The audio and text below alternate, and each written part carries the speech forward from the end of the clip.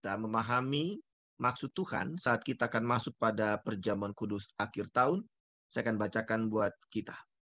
Yohanes pasal 6 ayat 56. Barang siapa makan dagingku dan minum darahku, ia tinggal di dalam aku dan aku di dalam dia. Saudara Bapak Ibu yang dikasihi Tuhan, tema yang saya usung untuk kita bersama mendalami nas tersebut adalah tinggal bersama Yesus. Kalau bicara tinggal bersama Yesus, tentu bukan bicara tentang rumah tinggal. Artinya bukan di satu tempat fisik di mana kita bisa berjumpa, Yesus tinggal bersama kita. Tetapi tinggal bersama Yesus akan membawa kita melihat kenyataan kekayaan iman kita akan penebusan, akan ikatan penebusan yang Allah nyatakan di dalam Yesus Kristus. Peristiwa penyaliban, kematian Yesus di kayu salib, tujuan untuk menebus manusia dari kuasa maut, kematian kekal. Jadi ketika seorang yang telah ditebus oleh Tuhan Yesus, maka dia tidak lagi dikuasai oleh ancaman kematian kekal. Tetapi ada satu kehidupan.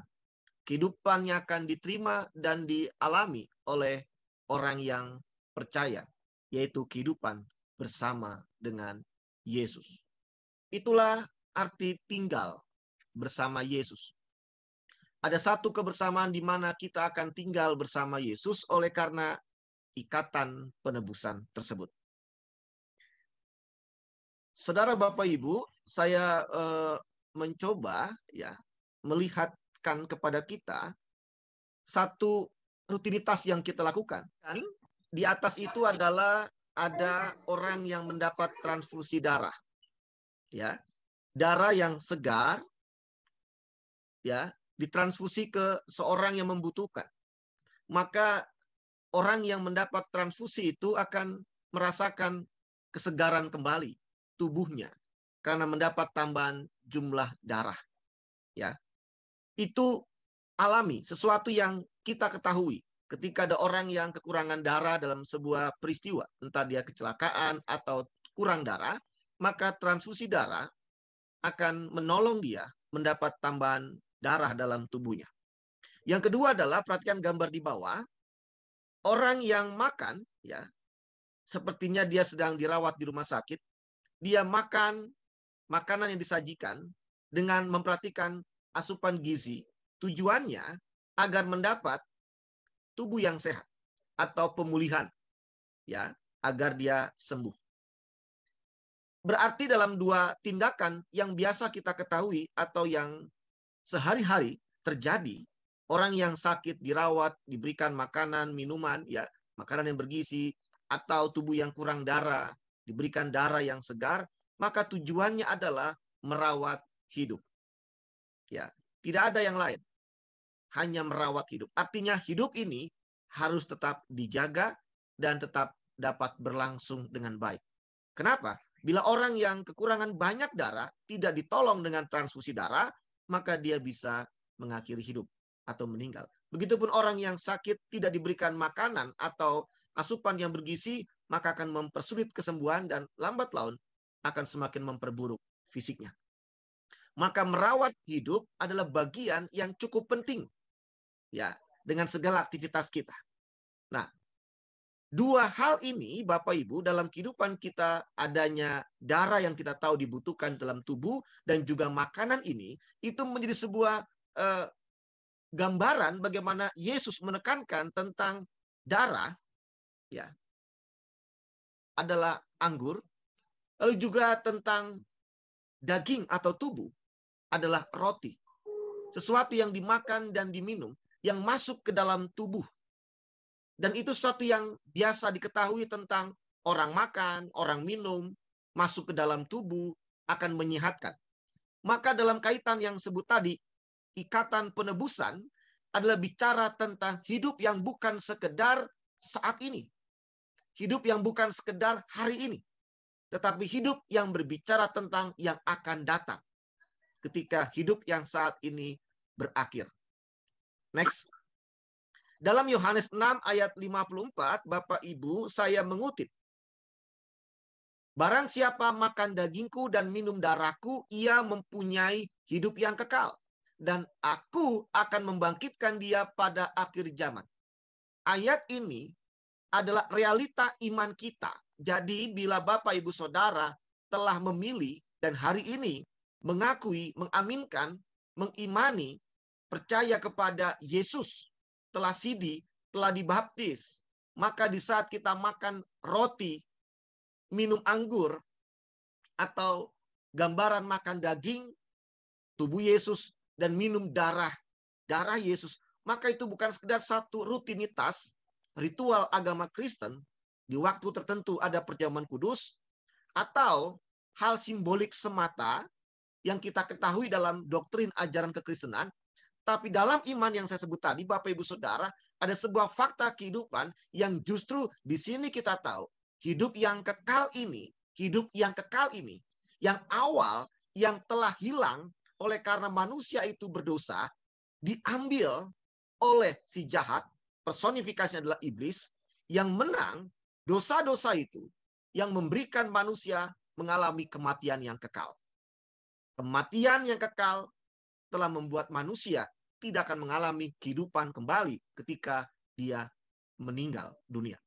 Maka hidup yang kekal inilah yang ternyata hasil dari penebusan Yesus Kristus di kayu salib, Bapak Ibu Saudara. Ini fakta iman yang justru membuat kita bersyukur, senang sekali. Kalau hari ini dalam kehidupan kita, usia terus bertambah, kita jalani hari esok, lusa, dan seterusnya. Dalam siklus manusia dan makhluk hidup, ada lahir, ada kematian. Maka kematian itu sesuatu yang pasti terjadi, tapi bagi orang yang telah ikut di dalam Yesus Kristus, kebersamaan dengan Yesus Kristus, ditebus oleh Yesus Kristus, maka hidup yang saat ini bila berakhir akan melanjut kepada kehidupan yang kekal bersama dengan Yesus. Ini fakta iman. Kitab suci katakan, Allah katakan, Yesus katakan, para rasul katakan, bahkan dalam kitab Wahyu pun mengatakan tentang realita hidup yang kekal bersama Yesus. Bagi orang yang percaya, orang yang telah makan daging Kristus, tubuh Kristus, dan minum darah Kristus. Simbol di dalam perjamuan kudus. Next. Maka saudara Bapak Ibu, pengalaman ini harusnya membuat hidup kita tetap kita jaga. Ya, tadi disebut merawat hidup. Kita sudah tahu bagaimana merawat hidup kita. Kalau kita sakit, kita respon, kita segera mencari obat, mengobati supaya kita sembuh. Kalau ada kecelakaan terjadi dalam hidup atau diri seseorang, kita menolong dia, menyelamatkan nyawanya. Ya, tindakan-tindakan yang biasa dibuat oleh kita mengalami kesulitan, mengalami ancaman-ancaman hal yang buruk pada tubuh atau nyawa kita, kita pasti mencoba untuk mengatasi supaya hidup kita tetap terjaga atau terawat. Ini sudah ada dalam hikmat kita. Maka tidak ada seorang yang dengan sengaja, misalkan dia menyakiti tubuhnya, sengaja dia melukai tubuhnya, sengaja dia membunuh dirinya. Walaupun dalam banyak kasus kita tahu orang melakukan hal itu. Tapi secara manusiawi, yang umumnya, yang sebenarnya awal Allah ciptakan, dalam diri kita memiliki hikmat untuk merawat hidup, merawat tubuh kita, merawat hari-hari kita. Maka apa yang terjadi bila kita yang rapuh ini, yang tidak punya kekuatan, kemampuan bertahan dalam penyakit, dalam peristiwa buruk, musibah-musibah, dalam iman kita, keyakinan tinggal bersama Yesus, ikatan penebusan itu membuat kita mengaminkan bahwa Yesus tetap menyertai kita, Bapak Ibu Saudara. Jadi merawat hidup sekarang nggak lagi bicara hanya makan dan minum, tapi merawat keyakinan kita, penyertaan Yesus itu nyata. Aminkan itu, Bapak Ibu Saudara. Kenapa kita mesti mengaminkan penyertaan Yesus dalam hidup kita? Karena itu yang membuat kita menjaga anugerah keselamatan tetap akan kita alami dalam akhir hidup kita. Sebuah kematian manusia akan berlanjut kepada hidup yang kekal. Artinya apa? Jangan lepaskan Yesus. Jangan lepaskan Yesus. Tetap aminkan penyertaan Yesus. Ingat, Yesus katakan, yang awal menjadi yang akhir. 12 murid Yesus menyertai Yesus. Tapi seorang bernama Yudas Iskariot memilih untuk mengkhianati Yesus, ya, dan menjebak Yesus. Dan kemudian ketika Yesus tertangkap dan disalibkan, Yudas bunuh diri. Maka hanya Yudas ternyata yang hidupnya berakhir tragis itu tidak mengalami kehidupan yang kekal. Karena dia memilih untuk melepaskan Yesus, gurunya. Petrus yang sudah memang menyangkal Yesus, tetapi Petrus kembali mengakui kesalahannya dan menerima Yesus dalam hidupnya. Sehingga Petrus mengalami hidup yang kekal. Jadi Bapak Ibu Saudara, jangan kita bermegah hanya karena kita sudah diberikan jaminan hidup kekal. Ikut perjamuan kudus, makan roti, minum anggur, makan tubuh Kristus, minum darah Kristus. Tapi kalau kita kemudian melepaskan Yesus, menolak Yesus, tidak mengaminkan penyertaan Yesus, maka yang dari awal kita sudah percaya Yesus, ternyata kita menjadi yang terakhir. Kita tidak diselamatkan kembali. Di sini menegaskan, mari kita mensyukuri betapa indahnya janji itu dengan kita mengaminkan selalu penyertaan Yesus. Jangan lepaskan Yesus dalam setiap pergumulan hidup kita. Oleh karena itu, sikap yang tepat, sikap yang benar yang kita harus lakukan di dalam penyertaan Yesus adalah langkah iman. Langkah iman. Meski tak mudah, Bapak Ibu Saudara. Kenapa dikatakan langkah iman? Sebab seringkali kita nggak tahu ataupun nggak bisa memprediksi hari esok apa yang akan terjadi. Masa depan kita seperti apa? Lusa, minggu depan, bahkan ketika akan mengakhiri tahun ini, di akhir tahun, apa yang terjadi? Kita tidak pernah tahu. Betapa misteri hidup itu sungguh membuat kita khawatir dan cemas. Tetapi mari Bapak Ibu Saudara, kenapa Yesus katakan jangan takut, jangan khawatir akan hari esok? Karena hidup kita bukan untuk hari esok. Hidup kita adalah untuk hari ini, di mana Yesus sedang menyertai saya dan Bapak Ibu Saudara. Dan hari ini, ketika kita meyakini akan ada hari esok, maka sikap kita bukanlah mengambil sikap khawatir, tetapi sikap beriman. Jangan katakan Bapak Ibu Saudara, usia kita menjadi alasan semakin lanjut usia untuk khawatir, untuk takut. Atau kondisi kita sedang sakit, sedang mengalami musibah, atau hal yang buruk, atau hal yang tidak kita sukai, menjadi alasan kita melemahkan diri kita, lalu tidak bersemangat. Tidak ada yang pernah bisa memastikan hari esok.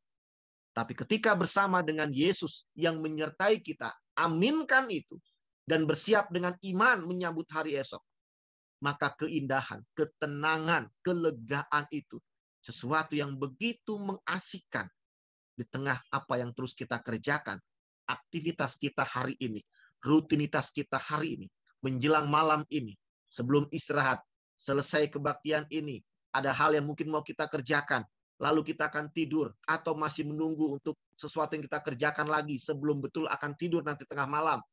Kita tenang Bapak Ibu Saudara. Kita lega. Kita tidak membebankan apapun itu. Walaupun kita sedang punya yang kita gumulkan, yang kita pikirkan tentang keluarga, tentang masa depan, tentang anak-anak kita, tentang keluarga besar kita, atau pasangan kita, atau cucu kita, atau mantu kita, atau apapun itu. Pekerjaan kita di masa pensiun juga, pendidikan kita, apapun itu. Kelegaan inilah yang membuat kita selalu yakin bersama Yesus, hari esok akan semakin lebih baik dan berpengharapan. Maka mari Bapak Ibu Saudara, merenungkan peristiwa nanti di akhir tahun. Kita akan makan roti dan minum anggur. Makan tubuh Kristus dan minum darah Kristus. Membuatnya semakin mempertegas betapa Allah memang merawat hidup kita. Bukan hanya kita hidup hari ini, rutinitas setiap waktu berjalan, tapi merawat hidup kekal kita. Agar tidak akan kita lepaskan, tapi kita alami bersama Yesus. Dan tinggal bersama Yesus bukan sekedar hari ini kita merasakan kekuatan, kuasa Yesus, kedamaian, ketenangan, tapi kelak pun janjinya di rumah Bapakku banyak tempat tinggal. Dan disitulah yang kita belum pernah alami. Saya belum pernah mati dan masuk surga. Dan semua kita juga belum pernah mati, masuk surga, lalu balik lagi ke bumi ini. Tapi kita akan mengalami di mana Yesus berada. Di situ Tuhan katakan akan ada kita disertakan, dihadirkan, diajak, dan mengalami kebersamaannya di rumah Bapakku. Tetap semangat Bapak Ibu, nikmati perjamuan kudus, dan lihatlah anugerah keselamatan, penebusan itu. Jangan lepaskan, tapi jadikan pengalaman iman itu semangat kita merawat hidup Bapak Ibu Saudara hari ini. Nggak usah berpikir tahun depan bagaimana ya. Boleh berencana, sok mangga. Silakan punya rencana sematang mungkin, sedetail mungkin. Tapi lihat, yang kita andalkan adalah Tuhan yang punya rencana. Kiranya rencana-rencana Bapak Ibu terhadap kehidupan kebersamaan Bapak Ibu menjadi juga rencana Tuhan dan diberkati. Kalau tidak, kalau ternyata tidak seperti yang Tuhan inginkan, kita katakan, Tuhan, Engkau tahu yang terbaik buat kami. Engkau tahu rencanamu itu pasti indah, walaupun kami sudah rencanakan, ternyata tidak seperti yang kuinginkan. Tuhan punya rencana lain, tapi kita yakin yang Dia tahu jauh melebihi otak kita berpikir. Semangat menjalani akhir tahun, masuki perjamuan kudus, Tuhan Yesus selalu merawat hidup kita. Amin.